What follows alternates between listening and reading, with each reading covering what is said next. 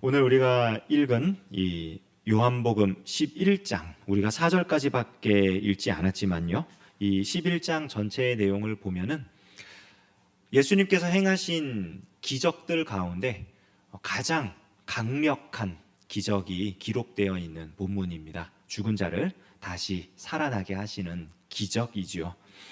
그런데 요한이 이 요한복음을 기록하면서 7가지의 기적 이야기를 기록하고 그것을 기적이라고 쓰지 않고 미라클이라고 쓰지 않고 표적이라고 기록했다는 것을 우리는 기억해야 합니다. 사인이라고 했어요. 기적과 표적의 차이는 큰 차이는 별로 없어요. 어떤 일이 일어난 것이 초자연적인 어떤 권능에 의해서 이루어진 일이다라고 하는 것에는 차이가 없지만, 기적이라고 하면 그 일어난 일 자체에 대한 이야기고요, 표적이라고 하면 그 일이 왜 일어났는지에 대해 집중하고 있는 것입니다. 그러니까 요한의 관심은 예수님이 행하신 어떤 초자연적인 일이 아니라 예수님께서 왜 그 일을 하셨는가, 여기에 관심이 있어요. 나사로를 죽은 나사로를 다시 살리시는 것, 요한의 관심이 아닙니다. 놀라운 기적인데 정말 일어날 수 없는 일이잖아요. 그런데 그거 아무것도 아니에요.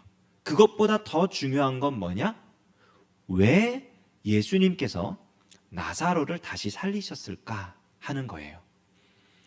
이 이유를 알기 위해서 우리는 조금 이 7번째로 기록되어 있는 이 표적에 접근을 하며 앞서 나와 있던 여러 가지 6가지의 이 표적들과 구별되는 점들이 무엇인가 생각해 볼 필요가 있습니다. 좀 많이 달라요. 첫 번째로 다른 점이 뭐냐면, 앞서 나온 여러 가지 표적들은요, 그 표적의 수혜자, 그러니까 제가 표로 정리를 해놨는데 이거는 참고로 보시고요. 가나의 혼인잔치, 왕의 신하의 아들 고치는 거, 38년 된 명자를 고치는 거, 오병이어에게 좀 무리를 거르시는 거, 무리를 거르시는 것 제외하고 나머지 다 이 표적들은요, 이 직접적인 표적의 수혜자가 예수님과 그렇게 친밀하게 깊은 관계가 있는 사람들이 아닙니다. 그냥 예수님 소문을 들었고 찾아왔고, 물론 그런 믿음으로 예수님께 온 사람도 있었고요, 마을에서 혼인잔치를 열면서 초청을 한 그런 사람도 있었고요, 관계로 따지자면 예수님과 관계없는 사람은 아무도 없었지만, 그러나 예수님과 정말 친밀하게 인격적으로 교제를 하며 우리가 흔히 말하는 믿음 좋은 사람, 예수님과 가까이 지내는 사람, 이런 사람들은 아무도 없었어요. 하지만 오늘 이 나사로를 다시 살리시는 이 표적에 와서 이 표적의 수혜자가 되는 나사로, 그리고 나사로의 두 누이 마르다와 마리아, 이 사람들은요, 예수님과 굉장히 깊은 사랑의 관계를 가지고 있었던 사람들입니다. 우리 읽었던 부분 중에 3절에도 보면요, 그 누이들이 마르다와 마리아예요. 마르다와 마리아가 예수님한테 사람을 보내서 뭐라 그러냐면, 주여 보시옵소서, 사랑하시는 자가 병들었나이다.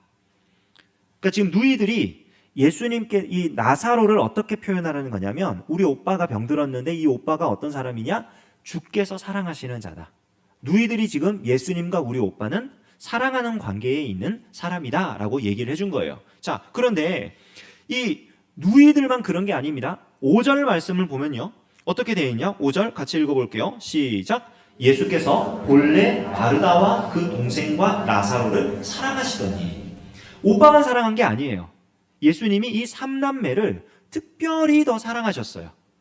예수께서 원래 그렇게 사랑하셨다. 그리고 예수님하고 이 3남매 사이만 자기들끼리만 그냥 서로 사랑하는 관계다, 이렇게 아는 게 아니고요, 그들의 모습을 본 다른 사람들이 전부 다 이들은 정말 사랑하는, 예수님이 이 3남매를 정말 사랑하셨구나라고 알 수 있을 정도로 특별하게 사랑하는 관계였습니다. 36절이에요. 같이 읽을게요. 이에 유대인들이 말하되 보라, 그를 얼마나 사랑하셨는가 하며. 나사로의 무덤 앞에서 눈물 흘리시는 예수님을 보며 한 말입니다. 그러니까 지금 이 사람들은 앞서 나온 표적의 수혜자들과 다르게 예수님과 굉장히 깊은 사랑의 관계를 맺고 있는 사람들이에요. 아주 깊은 사랑의 관계. 특별히 사랑하시는 사람들이 지금 이 표적을 경험하고 있는 겁니다. 또 하나, 이 인격적인 깊은 사랑의 관계와 더불어 이들이 가지고 있었던 다른 모양이 하나 더 있어요. 그게 뭐냐면 이들에게는요, 아주 구체적이고 실제적인 믿음이 있었어요. 앞서 나왔던 여러 표적들에서 예수님이 어떤 분이시다, 예수님이 무엇을 할 수 있다, 예수님이 어떤 능력을 가지고 있다, 이런 거에 대해서 확실하게 믿고 있었던 사람은 아무도 없었습니다. 예수님이 정말 어떤 초자연적인 권능을 가지고 앞서 나왔던 여러 가지 6가지의 이 표적들을 행할 때 전부 다 사람들이 깜짝깜짝 놀라고 의아해하고 어떻게 이런 일이 있을 수 있지? 이런 반응을 보였지, 예수님이 정말 이런 일을 무조건 한다, 이렇게 믿었던 사람은 없어요, 아무도. 그런데 예수님이 이 사랑하시는 삼남매의 집에 와서 그들을 만났을 때 마르다와 마리아가 예수님께 보여주는 반응을 보면요, 그들은 아주 확실한 믿음을 가지고 있었어요. 대표적으로 네 구절을 제가 적어놨는데요, 쭉 연결해서 한번 읽어볼게요. 21절, 24절, 32절, 39절입니다. 함께 읽어봅니다. 마르다가 예수께 여짜오되 주께서 여기 계셨더라면 내 오라버니가 죽지 아니하였겠나이다. 마르다가 이르되 마지막 날 부활 때에는 다시 살아날 줄을 내가 아나이다. 마리아가 예수 계신 곳에 가서 배웠고 그 발 앞에 엎드려 이르되 주께서 여기 계셨더라면 내 오라버니가 죽지 아니하였겠나이다 하더라. 예수께서 이르시되 돌을 옮겨 놓으라 하시니 그 죽은 자의 누이 마르다가 이르되 주여 죽은 지가 나흘이 되었음에 벌써 냄새가 나나이다. 자, 마르다와 마리아가 이 장례를 치르는 중에 예수님이 오신 것을 듣고 영접하러 나갑니다. 그리고 그 발 앞에 엎드려서 똑같은 고백을 해요. 무슨 고백이냐? 주께서 여기 계셨더라면 우리 오라버니가 죽지 않았을 것입니다. 그들은 알고 있었어요. 믿고 있었어요. 뭘 믿었느냐? 예수님이 여기 계셨으면 우리 오라버니의 병은 충분히 나을 수 있었다. 예수님이 여기 계시기만 했더라면, 여기서 기도하시기만 했더라면, 여기서 말씀하시기만 했더라면, 여기서 어떤 능력을 행하시기만 했더라면 우리 오빠는 죽지 않을 수 있었다. 확신을 합니다. 그런데 마르다와 마리아가 가지고 있는 이 확신에는요, 한계가 있어요. 마르다가 주께서 여기 계셨더라면 하자 예수님이 말씀하십니다. 나는 부활이요 생명이니 나를 믿는 자는 죽어도 살겠고 살아서 나를 믿는 자는 영원히 살리라. 그러자 마르다의 대답이 그거예요. 마지막 날 부활 때에는 다시 살 것을 내가 믿습니다. 믿음을 가지고 있었는데 마지막 날, 하나님의 나라가 임하는 날, 심판날, 그때는 지금 죽은 이 오라버니가 다시 살아날 수 있다고 믿고 있어요. 또 무덤 앞에 가서 예수님이 말씀하십니다. 돌을 옮겨라. 그러자 마르다가 얘기합니다. 이미 나흘이 지났습니다, 주님. 벌써 시체 썩는 냄새가 나기 시작합니다. 믿음을 갖고 있었어요. 분명히 믿었어요. 주께서 여기 계셨더라면 우리 오라버니는 죽지 않았을 것입니다. 그런데 예수님이 말씀하시는 부활, 예수님의 그 상상도 하지 못하는 큰 권능, 그거는 못 믿었어요. 자기가 가지고 있는 그 믿음의 한계 속에 갇혀 있어요. 사실 상당히 많은 사람들이 이런 믿음을 가지고 있습니다. 내가 믿는 예수님, 내가 믿는 하나님, 그 한계 속에서 그보다 더 큰 일을 행하시는 하나님을 바라보기보다는 내가 설정해 놓은 선까지만 역사하시는 하나님을 믿고 그 안에서 모든 일들이 일어나기를 기대하는 게 우리의 모습이죠. 아주 현실적인 모습입니다. 이들이 그랬단 말이에요. 그런데 그럼에도 불구하고 지금 이 나사로에게 지금까지 있었던 어떤 표적보다도 놀라운 표적이 일어나는 겁니다. 마지막으로 한 가지 더, 이 표적에서 아주 특별하게 도드라지게 정말 큰 차이점이 하나 있어요. 다른 표적들과 달리. 6절 말씀에 보면요, 예수님이 이런 말씀을 하십니다. 같이 읽어볼게요. 나사로가 병들었다 함을 들으시고 그 계시던 곳에 이틀을 더 유하시고. 예수님이 의도적으로 나사로가 완전히 죽을 때까지 기다리십니다. 굉장히 특별한 거예요. 지금까지 예수님은 어떤 치유, 어떤 기적, 어떤 능력 행함 이런 거를 요구했을 때 미루신 적이 없는 분이에요. 대표적인 예로 왕의 신하의 아들 32km 거리 8시간 걸어서 8시간 뭐 거의 하루가 걸리는 그 거리에 떨어져 있는 왕의 신하의 아들을 말씀 한마디로 그냥 고쳐주시는 분입니다. 무리를 걸어서 배에 올라타자마자 풍랑이 멈추게 하시는 분입니다.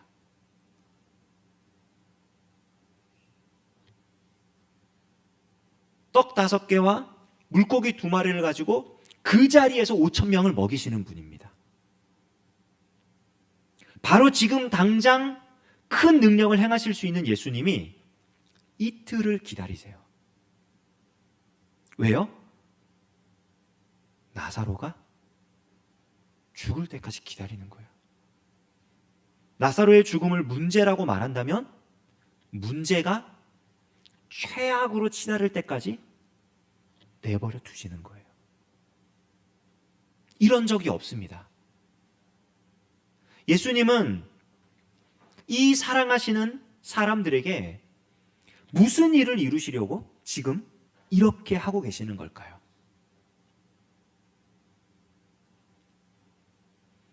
나사로의 병들었다는 소식을 들은 예수님이 4절에 이 병은 죽을 병이 아니라 하나님의 영광을 위한 병이라고 분명히 말씀하셨습니다.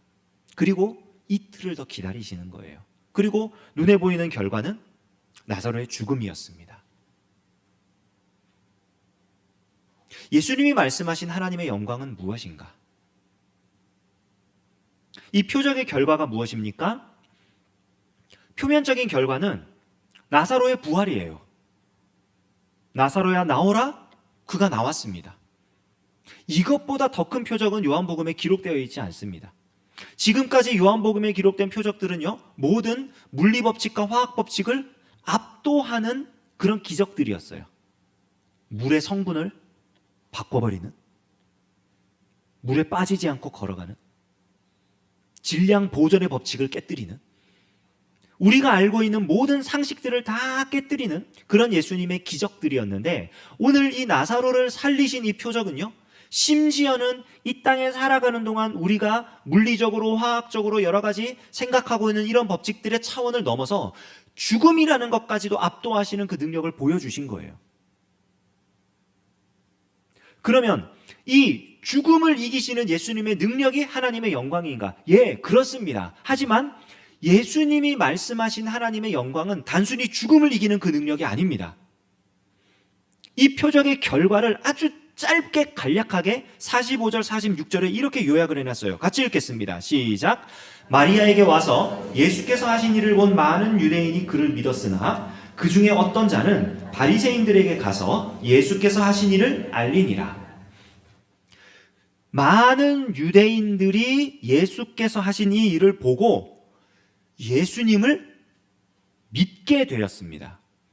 여러분 혹시 기억하십니까? 요한복음 20장 31절, 이 일을 기록한 것은 예수께서 그리스도이신 것과 그를 믿어 영생을 얻게 하기 위해 기록했다라고 하는 요한복음의 기록 목적. 지금 그 일이 일어났어요. 예수님이 죽은 자를 살리신 그 권능을 본 사람들이 예수님이 정말 그리스도시구나, 예수님이 하나님이 보내신 구원자구나, 이거를 깨닫고 예수님을 믿게 되었어요. 그런데 그와 동시에 무슨 일이 일어나느냐? 그 중에 어떤 사람들은 바리새인에게 가서 예수께서 하신 일을 말했다. 바리새인들에게 전도하러 갔다는 얘기가 아닙니다. 바리새인들에게 예수가 이런 일을 하더라라고 고자질하러 간 겁니다. 그리고 47절 이하로 쭉 11장의 끝까지 이르러서 결론적으로 무슨 일이 일어나느냐? 이 일 이후로 유대인들은 예수를 죽이기로 작정합니다. 예수님의 죽음이 확정되었어요. 이게 바로 예수님이 말씀하신 하나님의 영광입니다. 예수께서 그리스도이심을 믿게 되는 일, 믿음으로 구원 얻는 하나님의 백성이 생기는 그 일, 그게 하나님의 영광이고요. 그 하나님의 영광을 드러내기 위해 본인이 십자가에 죽어야만 하는 그 일, 이제는 더 이상 십자가를 피할 길이 없는, 나사로가 병들었다는 소식을 들었을 당시에 예수님은 예수님을 시기하고 어떻게든 이렇게 핍박하려고 하는 그 세력을 피해서 도망쳐 있던 상황이었습니다. 하지만 이 사랑하는 나사로를 다시 살리기 위해 예루살렘 바로 옆에 있는 베다니 마을로 오신 거예요. 거기에는 바리새인과 사두개인과 사내들인 공회의 지도자들이 모두 모여 있는 그곳 바로 옆입니다. 예수님이 스스로를 살리려 했다면 그들이 모여 있는 그 장소는 피해야만 했어요. 하지만 예수님이 이 마지막 표적을 행하시면서 하신 일은 뭐냐? 내가 반드시 십자가에 죽으리라 하신 겁니다. 더 이상 십자가의 죽음을 미루지 않겠다. 피하지 않겠다. 물론 예수님은 한 번도 십자가를 피하거나 도망치신 적이 없어요. 묵묵히 그 길을 걸어가십니다. 그리고 그것을 뭐라 부르느냐? 하나님의 영광을 위한 길이다 말씀하시는 겁니다.